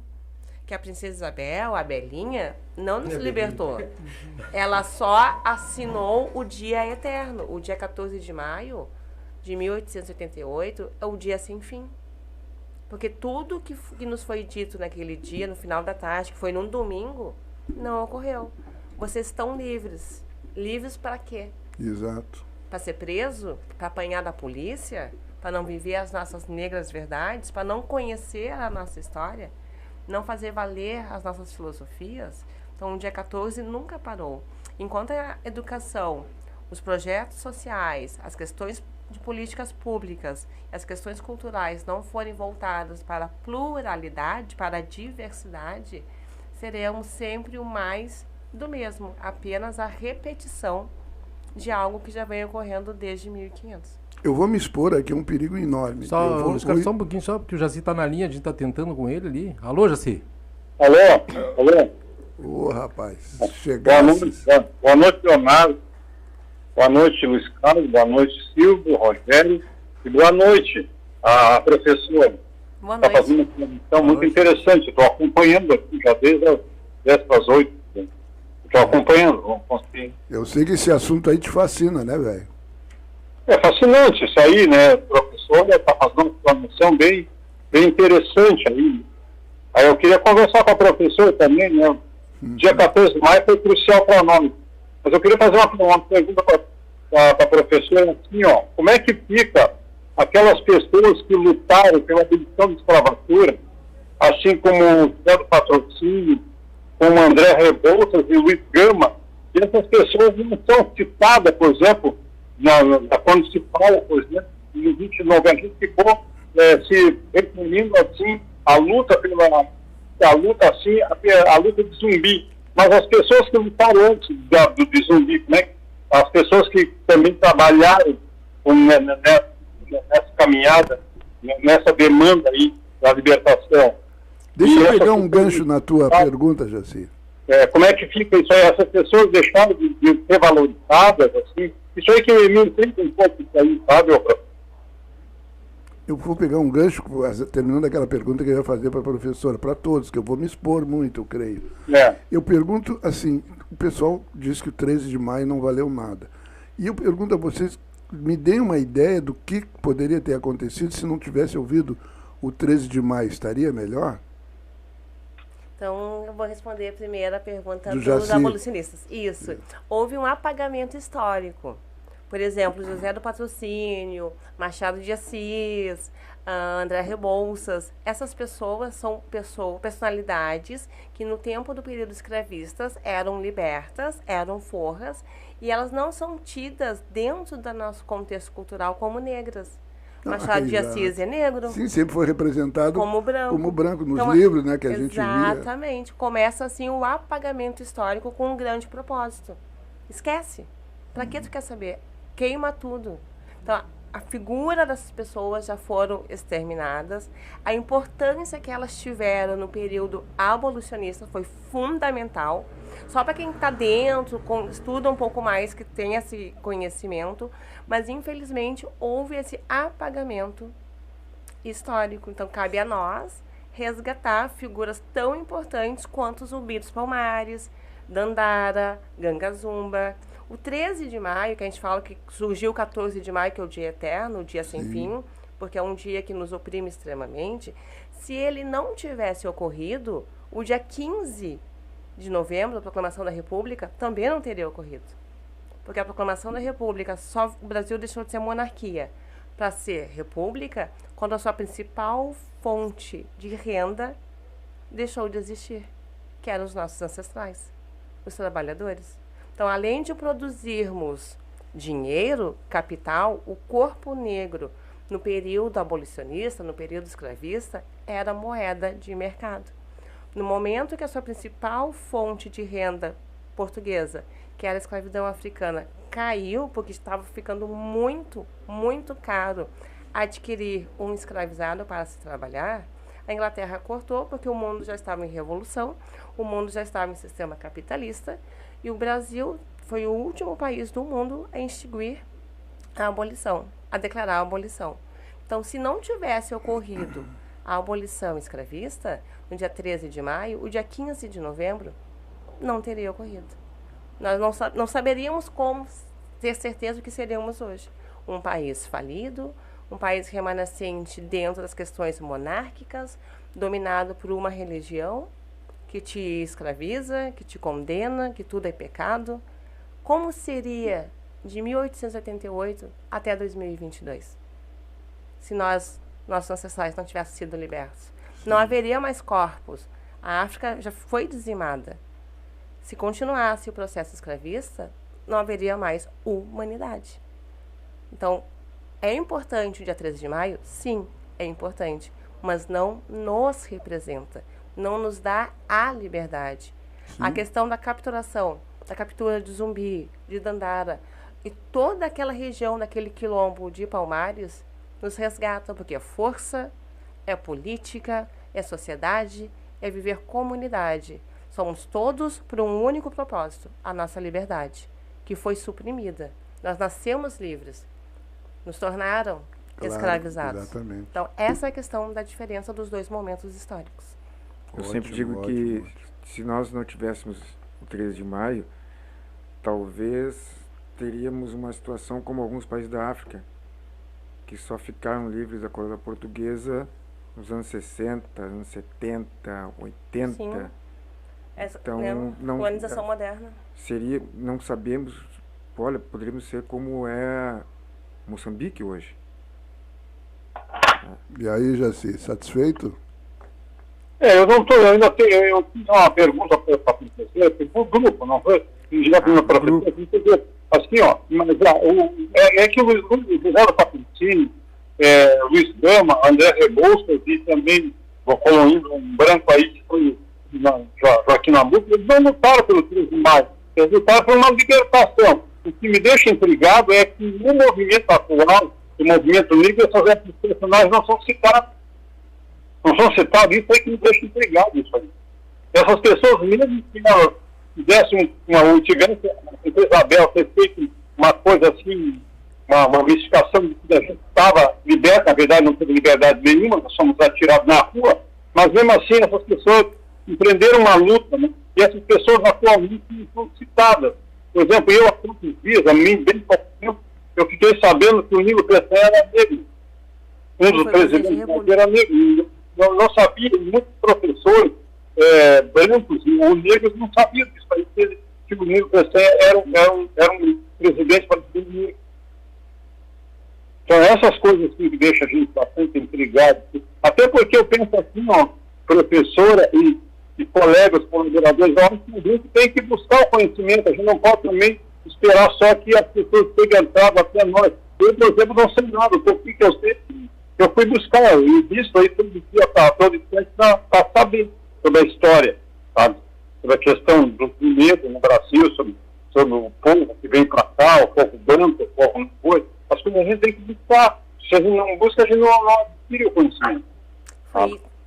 Nossa, o sistema não vai permitir que nós sejamos assim, empoderados do conhecimento. Quer que nós sejamos sempre viver na escuridão, sabe? Então, no obscurantismo. Sim, olha só, eu vou pedir para elas completarem aqui o raciocínio. Contribuindo também com o que a Tati traz, né, e com, como é que é o nome do Jaci também questiona, eu acho que sim, a gente tem que buscar conhecimento, mas nós temos outras formas de conhecimento, né? No início a gente falou da capoeira, a gente falou das escolas de samba, e um grande exemplo foi a Mangueira, quando ela apresenta todos esses pensadores, esses revolucionários que lutaram pela abolição, né, trazendo que eles não eram brancos, né, trazendo a verdadeira história. Então, o quanto nós também precisamos validar esses conhecimentos que são do nosso povo. O samba, né, a letra do samba, a gente poder parar e ouvir, uma letra de uma roda de capoeira, a gente poder ir parar e ouvir as letras das escolas de samba, quanta informação tem ali. E também aprender a ouvir os nossos griots, porque eles sempre trazem um conhecimento e a gente poder validar essas outras formas de conhecimento, né? Eu acho que é bem importante a gente poder refletir sobre isso, né? O quanto muita coisa passa também batido por nós e a gente, com tanta informação que tem aí, a gente não valida os conhecimentos dos nossos. Jaci, eu vou me atrever a completar o que ela disse aí. O nosso problema, eu sempre vejo, é o seguinte, a nossa formação enquanto país, né? Esse foi o nosso grande problema, né? Eu vejo muitas pessoas comentarem assim, tá, mas como é que os Estados Unidos não tem lei de cotas? Como é que os negros lá ascendem socialmente? E eu sempre digo, tá aí a diferença, né? Eu vou dizer uma coisa que é uma obviedade para eles aqui, porque eles já sabem disso, né? O negro, quando foi liberto nos Estados Unidos, ele teve aquilo que o colono teve quando chegou no Rio Grande do Sul. Ele ganhou um pedaço de terra, ele ganhou, né? O governo deu para eles, a título de indenização, né? Uma terra, deu uma junta de boi, deu uma vaca, deu um cavalo, deu uma carroça e deu a oportunidade deles se reunirem em sociedade. Tinha uma cidade lá no sul dos Estados Unidos que era só de negros. Aliás, tinham várias que eram só de negros. Então, pelo menos eles puderam minimamente se organizar como sociedade. Aqui não. Aqui foi o famoso tapinha nas costas, que até hoje, né? Tu quando é homenageado no local de trabalho como o profissional do mês, ganha um tapinha nas costas, no máximo uma plaquinha. Né? Então, esse foi o nosso problema. Enquanto os colonos chegaram aqui, puderam se organizar em sociedade, com as suas famílias, com as suas origens, nós não tivemos essa característica. E, aliás, era um pensamento, e como foi dito aqui, o mundo já estava no pensamento capitalista. As pessoas tinham que trabalhar, tinham que produzir, tinham que ganhar dinheiro. E aqui, o Brasil ainda era uma colônia que estava querendo apenas independência de Portugal e não estava interessado em saber se iam trabalhar ou não. Os senhores de escravos, eles não queriam saber quem era o governante, eles queriam continuar no poder. Custe que custasse. Tanto é que quando teve a abolição da escravatura, houve as leis que nos impediram de ter acesso à escola, ter acesso ao trabalho e remuneração igual também. Depois, mais tarde, já no nosso século XXI, teve a questão da lei das cotas, que era para os filhos de estancieiro, não era para nós. Né? Nós não podíamos ter nem direito à terra. Então, a gente não saiu correndo junto, a gente saiu correndo quilômetros atrás. Né? Isso aí, né, Rogério? Assim, tem uma coisa também, Rogério.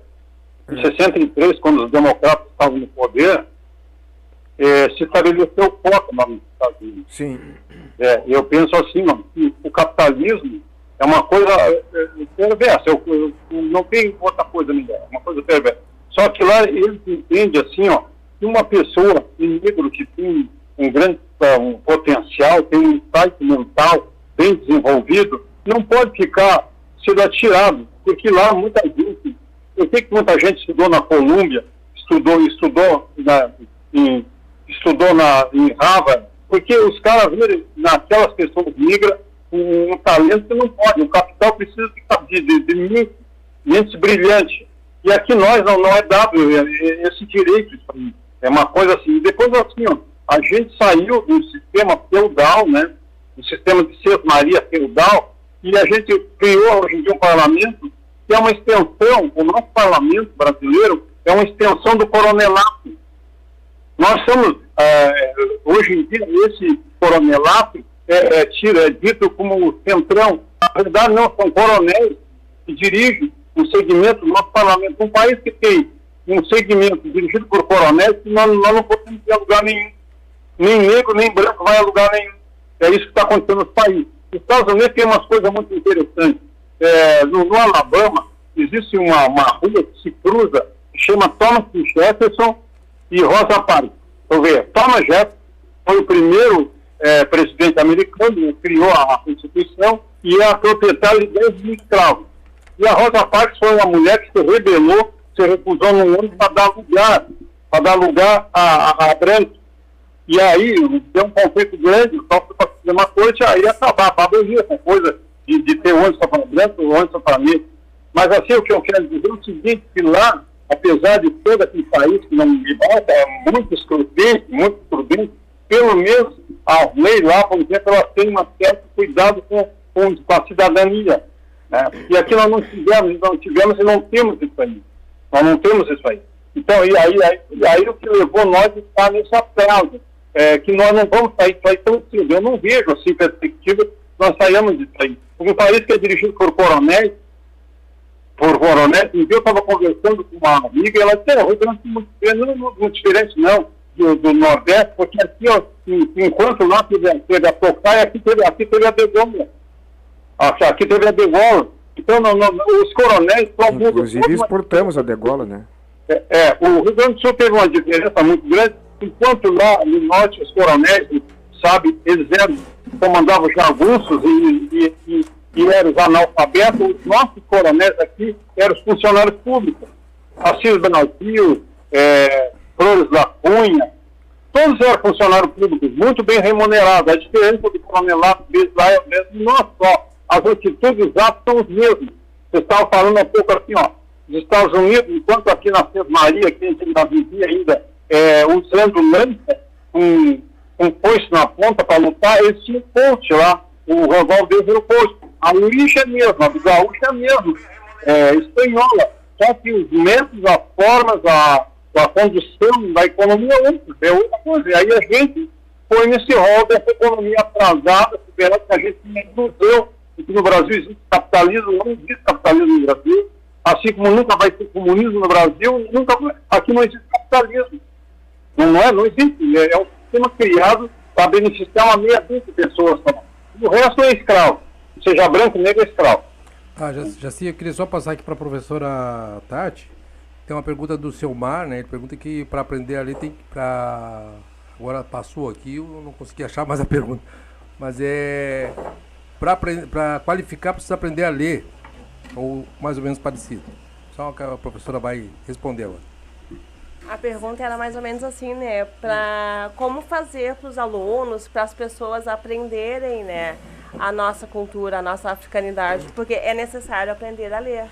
Então foi bem aquilo que nós viemos falando no início da nossa conversa, né?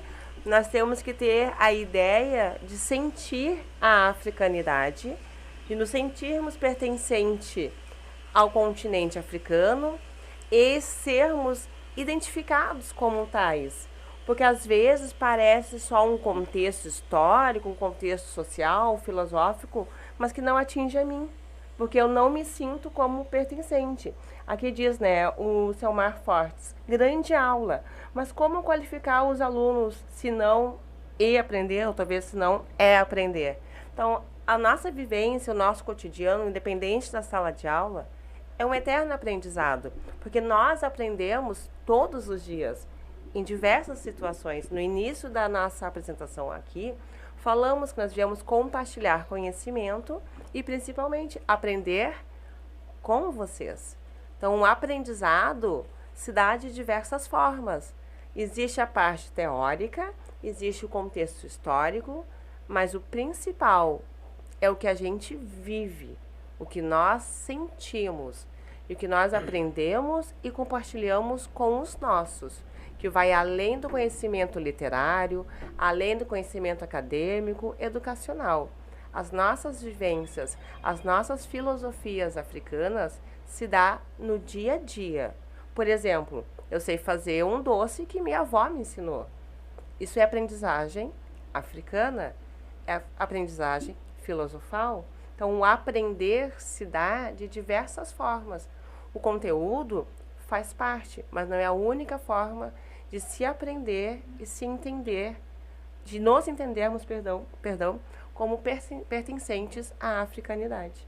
Então, acredito que o aprender se molda no dia a dia, no cotidiano, com o mais velho, com o mais novo, com uma música. No vivenciar, né? Exatamente. A Cláudia Moreira está falando aqui para nós. Parabéns. Muito esclarecedor. Quem não dá valor ao passado não consegue construir o presente. Perfeito, Cláudia. Fato. Muitíssimo obrigado. Muito bom mesmo. Vai, Silvio. Jaci, tem mais alguma coisa? Vai falar aí? Não, o que a professora fala é muito procedente, né? A cultura africana, ela tem uma coisa, ela hoje em dia se fala muito em diversidade, essa coisa toda, mas a cosmovisão africana, ela contemplou, já desde o início, né? A sua ancestralidade, ela contempla, sempre contemplou a diferença, e ela tem esse cuidado com o universo. Eu acho que o primeiro pensamento filosófico a respeito de cuidado, de atenção ao meio ambiente, é africano. É uma representação bem prática, né? Bem prática, assim, bem sobrenatural, a presença dos orixás, né? E cada um deles representa um santuário, né? Um santuário, a floresta, a montanha, sabe? Eu penso assim que nós temos isso aí é que os brancos desconhecem a gente e procuram negar esse conhecimento que a gente tem, sabe? É essa coisa, essa negação da nossa importância no cenário universal, a importância sobrenatural. Uma época eu estava ali, uma pessoa perguntando para mim, eu estava havendo um conflito no mundo árabe lá, né? E eu perguntei para ele assim, quantos países tem na África? Eu não sabia qual é, pessoal. 50 países. Você sabia que mais de 50% dos países africanos estão em guerra, por que eu hei de fazer manifestação ali no lado do MPS a respeito do que está acontecendo no Oriente Médio, se as pessoas não sabem nem o que está acontecendo no Congo, em outros países da África, uma guerra interminável lá, sabe, com dizimação de várias pessoas, genocídio lá, que a coisa que mais aconteceu ao longo da história na África foi genocídio. Ninguém cita esses genocídios que aconteceram lá e que vem acontecendo lá. Isso aí não é citado. É citado lá a guerra que está acontecendo na Ucrânia, que está acontecendo lá no Oriente Médio, aquelas coisas todas aí. Sabe? Então nós somos desconhecidos, nós somos relegados à insignificância. Mas isso aí é um conhecimento, é uma negação até de nós mesmos, né? Porque eu vejo assim que nossos acadêmicos, nossos doutores negros, poderiam ressaltar mais essa importância. Eu não vejo isso aí. Eu não vejo. Né? As pessoas acabam tendo uma formação acadêmica e pelo processo de sobrevivência, eu acho, acredito eu, as pessoas acabam se agorizando e esquecem os valores da nossa ancestralidade, que a gente aprendeu. Eu, por exemplo, tenho muita coisa, eu sei, porque eu sei. Eu aprendi com meus ancestrais. E muita coisa da sociedade que se cultua aí, até mesmo esse movimento nativista, quem implanta isso aí no Brasil, aqui no sul do Brasil, é os negros, porque quem foram os primeiros tropeiros, quem foram os peões de distância, são negros. Sim. São negros que são peões dos trabalhadores rurais, são negros. Os primeiros trabalhadores rurais, os primeiros tropeiros, os primeiros transportadores de carga, de alimentos, os primeiros carreteiros negros. Quem é que fala isso aí? O movimento nativista ressalta isso. Tu tá falando agora, né, Jaci? É isso que a gente tem que fazer, falar. Assim como o pessoal chegou aqui e tá falando, a gente tem que falar. Eu estou falando, estou ressaltando. Nós tivemos há pouco tempo aí uma senhora que foi a patrona da Semana Farroupilha, uma pessoa negra, e eu não sei se essas pessoas ressaltam isso aí, a presença negra no mundo nativista, né? Porque se não são os negros os peões da resistência, não existia isso aí, essa comemoração. Essa parte aí é cultural. A tradição é o que nós vivenciamos, é a nossa vivência, a nossa forma de sobreviver, porque não tinha outra saída. Nós deixamos de ser escravos para ser escravos de distância. Eu estranhei essa senhora na presidência do movimento tradicionalista gaúcho, do MTG. Sim, pois é. Eu não sei se chegou caminhando, fazendo um percurso, ou desceu de paraquedas, mas não sei se, inclusive, se ainda está lá, né? Isso aí. Eu queria perguntar para o pessoal aqui agora o seguinte, a Semana da Restinga, né? Começou e está em andamento, assim como a Semana da Consciência Negra, que a gente acha que não tem que ser uma semana, tem que ser o ano todo, exatamente. Né? Esse trabalho não pode parar assim, se fazer numa semana só, que não vai dar resultado. Qual é a iniciativa de vocês agora para os próximos eventos, cursos que vocês pensam assim, dessa continuidade desse processo do coletivo? Nós trabalhamos, né, a africanidade, filosofias africanas e a negritude sempre. Nós temos um perfil no Instagram que se chama Oxeturá, Caminhos Filosóficos, Oxeturá com S, e ali nós trabalhamos semanalmente a nossa negritude. Nós vivenciamos personalidades, curiosidades, espiritualidade. Então é importante dizer que não é só a Semana da Restinga ou só o mês de novembro, o Novembro Negro, porque nós vivenciamos África sempre, desde o dia que nós nascemos. Nós temos cursos para oferecer conteúdos, podemos dar palestras. É só convidar que a gente vai. Eu digo a mesma coisa, querem ouvir o conhecimento, é só convidar que a gente vai. 0800. 0800. Amanhã nós estaremos, né, numa escola fazendo... Na Parada 13, na Lomba do Pinheiro, né, na Rua Magnólia, a Escola Tereza, Escola Fundamental. Vamos trabalhar a questão de conscientização, beleza e africanidade com os alunos. Que maravilha. Juntamente com a professora Thaís, a coordenadora Thaís Quintana e a professora Karen Midon. O local será? Na Lomba do Pinheiro. Na Lomba do Pinheiro, Parada 13. Na Parada 13. Daí nós convidamos todos a nos seguir. Você sabe que... Só um momentinho, já. Só um momentinho que está falando Daí nós convidamos todos a nos seguir, a conhecer. Chega mais no microfone, Lubi. Convidamos todos a nos seguir, a conhecer o nosso trabalho, né? E podem entrar em contato conosco ali pelo Instagram, no chamado direct, que nós respondemos. Para convites, palestras, cursos. Tá aí, Jaci. Vem.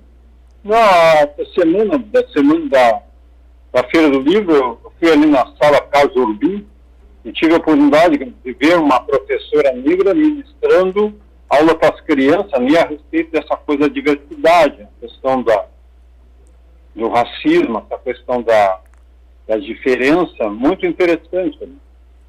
Eu acho que essas palestras têm que ser mais frequentes, né, principalmente entre os jovens, né, entre as crianças, né, para que tenha essa questão da autoestima, né, bem acentuada, né, que eu, por exemplo, minha geração é bem mais antiga, né, a gente viveu a infância da gente, a gente sempre, né, para começar na sala de aula, sempre, quando muito era eu e mais ninguém, né, na sala de aula de negro, né. Isso aí não é tudo, não. Você vai, qualquer lugar que seja, a gente sempre pouco, não passa de um. Em qualquer lugar que a gente esteja, é isso aí. No quartel não é muita gente, na área da saúde também não é muita gente, sempre um menor. E aí as pessoas, né, se sentem muitas vezes menores também. Né? E eu acho que essas coisas, as palestras, devem ser mais frequentes em vários segmentos da sociedade, né, nas periferias, no centro, né, da cidade.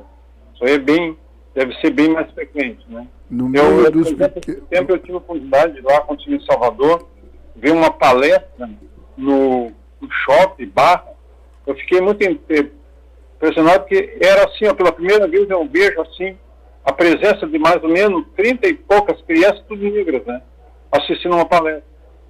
Uma escola pública com todas as crianças negras ali sentadas na palestra. Então, isso aí não é natural para nós aqui no Sul. Né? Então, a necessidade dessas palestras, assim, eu penso também, assim, ó, professores, colegas, a professora fala, né, que a capoeira e samba é bem africano, exatamente, é o povo banto, né? Se tem coisa, assim, bem presente da cultura banto, é o samba e a capoeira. Mas só que normalmente a gente não vê assim essas palestras em escola de samba, né? Que deveria ser um centro de referência para a gente ter conhecimento sobre a nossa história, a nossa cultura, né? As quadras de escola de samba deveriam se aprestar para isso também, né? Os clubes negros deveriam se aprestar mais para isso também, né? Também. Isso é um trabalho para o Luiz Carlos, né? Tem que fazer para o Luiz Carlos, né? As escolas de samba, há pouco a presidente do ano esteve aí, né? Eles estão tentando fazer um bom trabalho nos imperadores a respeito disso aí, né? Jaci, eu vou propor aqui para ele. Jaci? Imperador, né? Jaci? Eu vou propor aqui para a Lubianca, para a Tati e para o Júnior, que a gente possa fazer mais encontros presenciais, inclusive assim, com o pessoal mais antigo, que tem muita gente que não sabe das histórias. Eu sou eu quero aprender muito mais. Nós também conhecer muito mais. Aprender. Então eu proponho, a gente pode marcar outras datas e fazer esses encontros, essas rodas de conversa, porque aquilo que tu disse ali no início da questão da roda, aquilo me impressionou.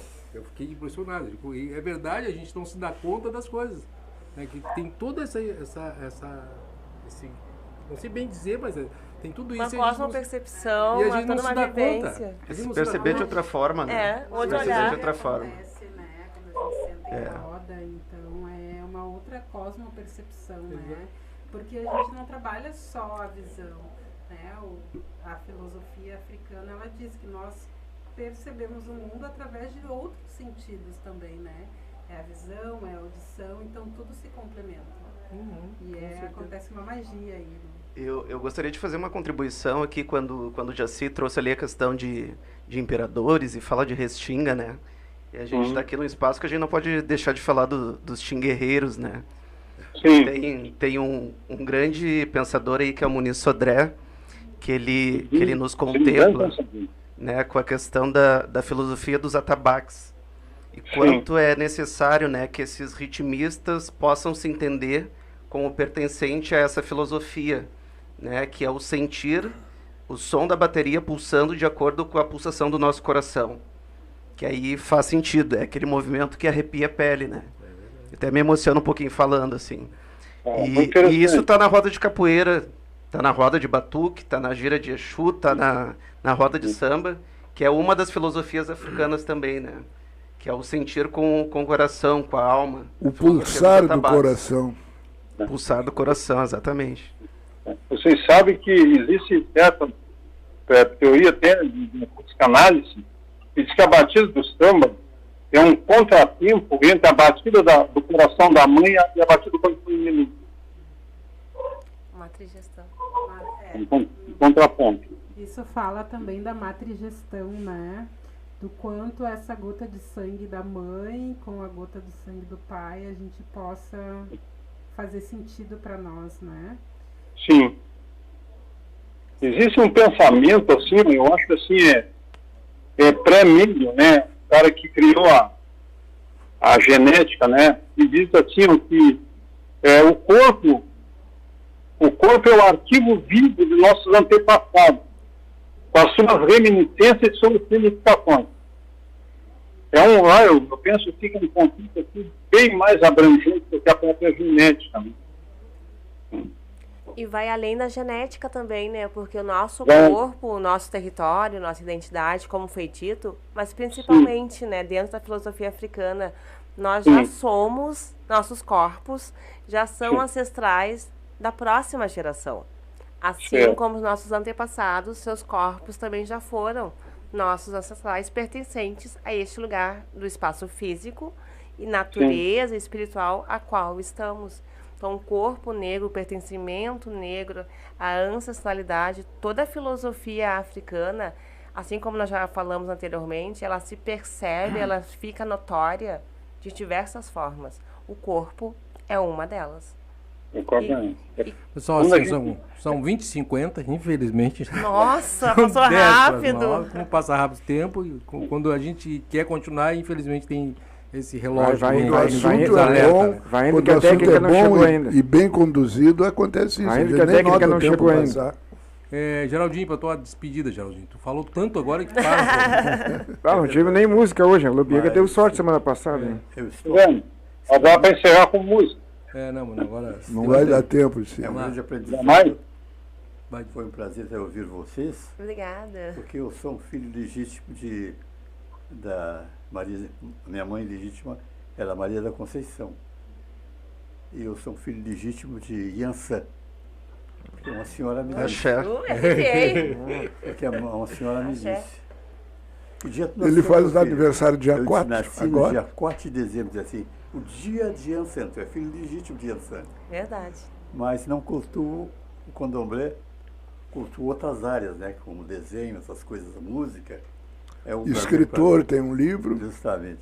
E foi um prazer estar com vocês, porque aqui eu aprendo.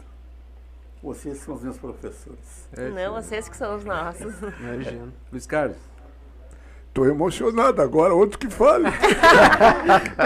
Se emocionou, cara. Que lindo, São Luís Carlos. Obrigada. Bom, então, Vai, Jaci. Eu quero agradecer a contribuição, esse contraponto, né, que a gente tentou fazer, com muito esforço com a professora, claro, né? Temos no cabedal, mas é interessante a filosofia, a nossa importância na sociedade humana, né? Isso é muito bem ressaltado, isso aí é uma coisa.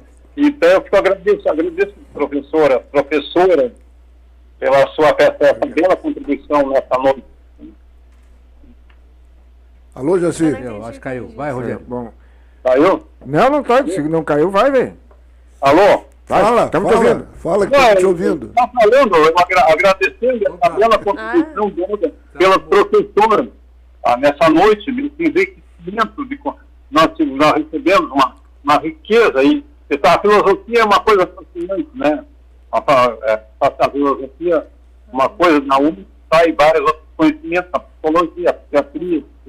Então, a filosofia sempre é essa coisa que norteia a nossa vida. E muitos países africanos são soberanos.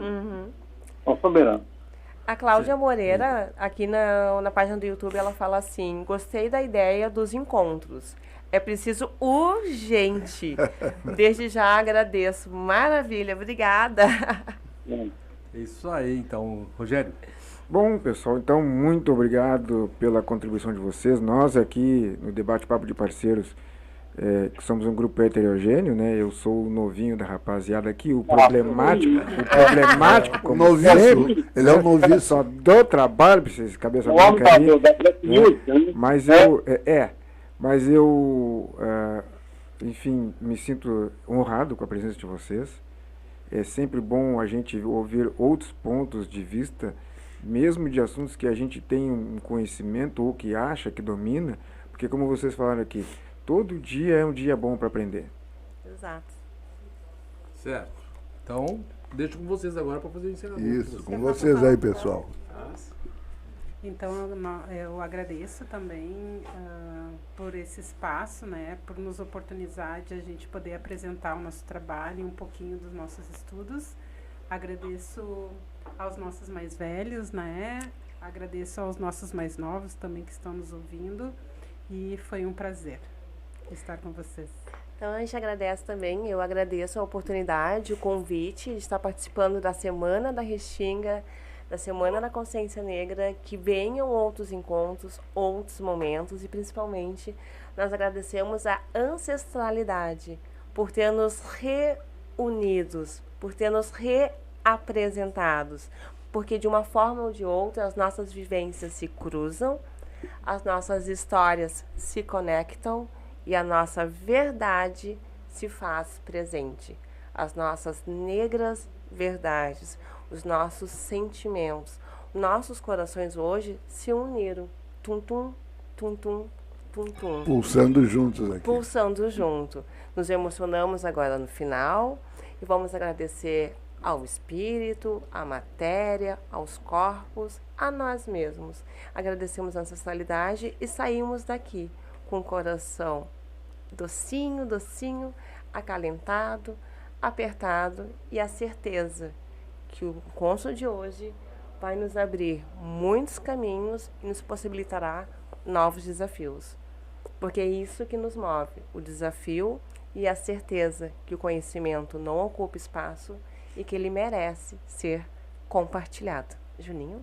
Que beleza. Boa falar noite, depois ouvintes. Da prof é difícil, né? Fala, Júnior.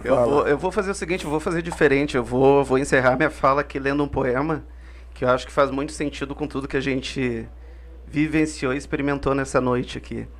E só gratidão. Minha fala final é de gratidão pelo espaço, pelo acolhimento e o clima agradável e saudável que a gente construiu hoje aqui, né? E com certeza seguiremos aí para outros momentos e outros projetos. Esse poema diz assim, ó: a música é a língua materna de Deus. Foi isso que nem os católicos, nem os protestantes entenderam, que em África os deuses dançam, e todos cometeram o mesmo erro, proibir os tambores. Na verdade, se não deixassem tocar os tambores, nós, pretos, faremos do corpo um tambor. Ou mais grave ainda, percutiríamos com os pés sobre a superfície da terra, e assim abririam brechas no mundo inteiro. É isso, né? É a nossa resistência. Beleza. Olha, pessoal, estou refeito aqui da minha emoção, que foi culminou do nosso belo programa com a fala do Geraldo aqui. Me emocionei. Me emocionou de novo. Vai falar ou não vai? Agradeço a atenção de todos, peço desculpa pela naturalidade, é difícil. Até que eu me contenho bem aqui, tem assuntos bem interessantes, hoje eu achei demais. Muito obrigado pela audiência de todos os ouvintes da Antena Mix, em especial do nosso programa, o Debate Papo de Parceiros, riquíssimo do dia de hoje. Boa noite. Boa noite, pessoal. Obrigada. E sempre que quiserem, também nos convide para os eventos de vocês, que participaremos com alegria. Então, essa noite, uma Semana da Consciência Negra. Estamos encerrando o nosso programa, com agradecimento aí ao Jack Jones.